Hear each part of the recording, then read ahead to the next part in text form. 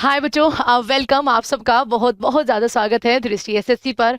1 जुलाई यानी कि कल 1 जुलाई 2026 से बहुत सारे चेंजेस जो है वो आपको देखने को मिलेंगे। अगर हम सबसे बड़े चेंज की बात करें या सबसे बड़ी एक योजना के लागू होने की बात करें तो वो आपका विकसित भारत जी राम जी योजना, जो 2025 में के माध्यम से मनरेगा को जिसने रिप्लेस किया है, या मनरेगा का नाम और उसमें कुछ चेंजेस करके विकसित भारत जी राम जी योजना जो है वो करी है, वो 1 जुलाई 2026 से लागू होने जा रही है। जिसमें पहले 100 दिन का गारंटी रोजगार योजना मिला करता था, अब वो 125 दिनों का हो जाएगा। इसके अलावा कल से क्या आपके बड़े बदलाव होने वाले हैं, 8 पे कमीशन का भी आपका यहाँ पर बारे में बहुत ज्यादा चर्चा जो है वो की जा रही है। उसकी जो बैठकें होनी थी, जो भी सलाह वगैरह मांगनी थी, वो सब मांगी जा चुकी है। अब उस पर भी आखिरी फैसला आ सकता है। रेलवे के लिए ईपीएफओ ने क्या क्या बदलाव किए हैं, चलिए जानते हैं। तो सबसे पहले आपका यहाँ पर बात करें, जो जनरली जुलाई के महीने की आपके यहाँ पर मेन डेडलाइन होती है, दैट इज आईटीआर भरना। तो आईटीआर फाइल करने की डेडलाइन यहाँ पर आपका क्या है बच्चा, आईटीआर 1 और आईटीआर 2 भरने की तारीख जो है वो 31 जुलाई है। हालांकि ये बाद में धीरे धीरे बढ़ती रहती है। सैलरी पाने वाले कर्मचारी वे लोग जिनकी income, capital gains, house property ऐसी दूसरी नॉन बिजनेस इनकम से होती है, उनके लिए ऑडिट की जरूरत आपको नहीं होती है। आईटीआर 1 और आईटीआर 2 फॉर्म इसके लिए आपको भरने होते हैं, जो कि जनरली 31 जुलाई ही आपका यहाँ पर क्या रखी जाती है, आखिरी तारीख रखी जाती है।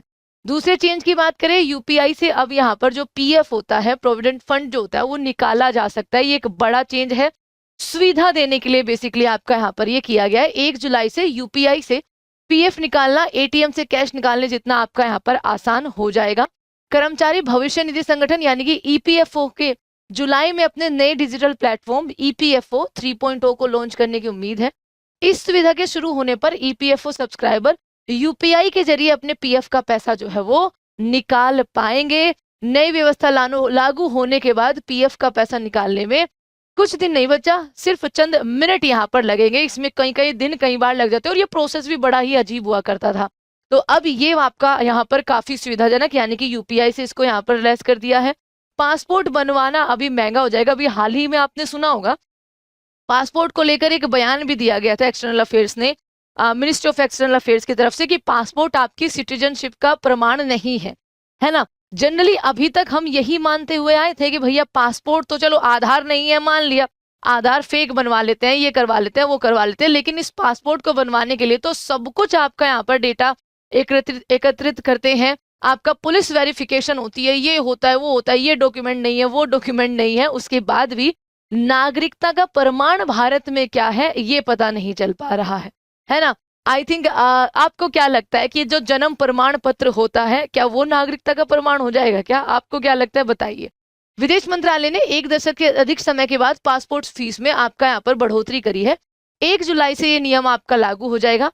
36 पासपोर्ट के बच्चा कई सारे होते हैं कि 36 पेज का बनवाना है, उससे ज्यादा का बनवाना है, कम का बनवाना है। तो 36 पेज के नए रीइश्यू पासपोर्ट की फीस 1500 रुपए से बढ़कर 2500 कर दी है। और ये एक बड़ा चेंज है बच्चा पासपोर्ट जैसी चीज में। अब सीधे 1000 रुपए की बढ़ोतरी आपका इसमें की है। जो तत्काल सर्विस, कई बार ये होता है कि पासपोर्ट में जनरली आपका 1 महीने के आसपास का समय लगता है अगर आप नॉर्मल उसको फिल करते हो, लेकिन आपको मान लीजिए विद इन वीक चाहिए, है ना, तत्काल में आपको यहाँ पर करवाना होता है। तो उसके लिए पहले के 3500 की जगह अब 5000 रुपए आपको देने होंगे। 60 पेज के पासपोर्ट की फीस अब 6000 रुपए आपका यहाँ पर हो गई है। तो मुझे लगता है पेज महंगे हो गए हैं, है ना, पेज महंगे हो गए हैं। उसके अलावा रेलवे पेनल्टी के नियम, ये आप सबके लिए, क्योंकि आप छात्र है बच्चा या फिर जो भी रेल से सफर करता है उनके लिए जानना जरूरी है। एहतियात बरतनी जरूरी है कि अब 1 जुलाई से बिना टिकट यात्रा करने पर डबल जुर्माना लगेगा। और नए नियमों के तहत जुर्माने की जो राशि है वो 250 से बढ़ाकर अब 500 रुपए कर दी है। और ध्यान रखेगा, प्लेटफॉर्म में बच्चा जो टीटी साहब होते हैं वो इसी फिराक में रहते हैं कि किसके पास है किसके पास नहीं है टिकट, ये सारी चीजें, तो ये ध्यान आपको रखना है। अगर कोई पुरुष महिला कोच में सफर करते हुए पाया गया तो उस पर भी 2500 रुपए का जुर्माना जो है वो लगेगा। फ्री में अपडेट होगा आधार, ठीक है। पहले आधार को अपडेट करने के लिए ये यूआईडीआई ने आपका यहाँ पर एक बड़ी राहत देते हुए 1 जुलाई से अगले 6 महीने तक, ये लिमिटेड है, ठीक है, लिमिटेड ऑफर है कि 6 महीने तक आधार अपडेट को मुफ्त कर दिया। पहले आधार में नाम, पता, जन्मतिथि, मोबाइल नंबर, ईमेल बदलने के लिए 75 रुपीज दिए जाते थे, अब वो 6 महीने के लिए बिल्कुल यहाँ पर फ्री कर दिया है।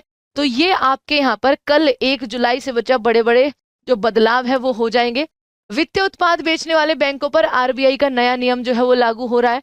ग्राहकों को गलत जानकारी देके गुमराह करके फाइनेंस प्रोडक्ट जो है वो बेचने वाले बैंकों पर अब रिजर्व बैंक ने सख्ती कर दी है।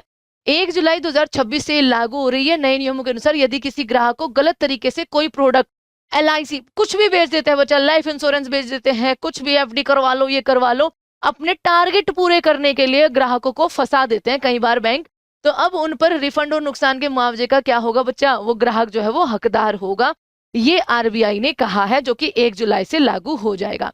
तो ये आपके मेन चेंजेस हैं जो आपके कल से होने वाले हैं। इनको आप ध्यान रखिएगा, मम्मी पापा को बताइएगा कि रेल में सफर बिना टिकट का बिल्कुल नहीं करना है ना, क्योंकि जुर्माना अब बड़ा हो सकता है। थैंक यू सो मच बच्चों, ये जानकारी जस्ट आपने दी थी। कल से 1 जुलाई शुरू हो रहा है, कुछ बड़े बदलाव हुए हैं। सबसे बड़ा बदलाव यही है कि विकसित भारत जी राम जी योजना जो है वो कल से लागू हो रही है, जो आपके एग्जाम के लिए बहुत जरूरी है। थैंक यू सो मच बच्चों, जय हिंद जय भारत। सब्सक्राइब जरूर कर दीजिएगा दृष्टि एसएससी को। एंड 10 मिनट शो आप हमें ये बताएगा कि जो भी पढ़ने वाले छात्र हैं किन किन टॉपिक्स पे आपको 10 मिनट शो चाहिए, और आप किन किन एग्जाम्स की तैयारी कर रहे हैं, ये भी कमेंट बॉक्स में जरूर लिखिएगा। थैंक यू सो मच बच्चों, जय हिंद।